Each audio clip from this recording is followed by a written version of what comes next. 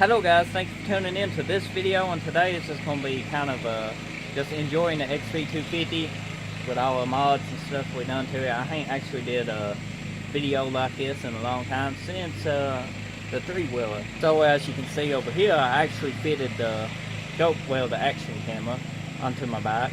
And this is a little bit difficult because it ain't kind of made for this size handlebars, but it works out. So that's a plus, so I should be able to get some footage. So I hope you enjoy, and drop some comments. Let me know what you've been doing to your bike and what's been going in your life. I'd love to hear from you. So let's get this video going.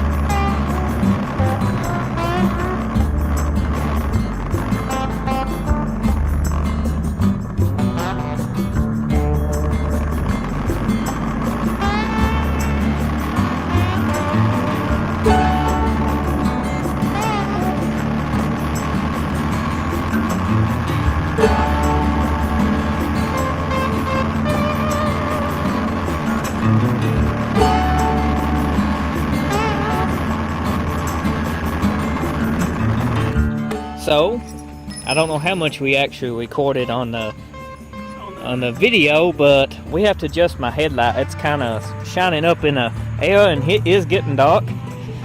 I ain't never noticed it this far, but yeah, it's kind of out there. So we're gonna adjust this headlight and then continue. I should turn it on, shouldn't I? Make it go up or down? No, let's make it come out.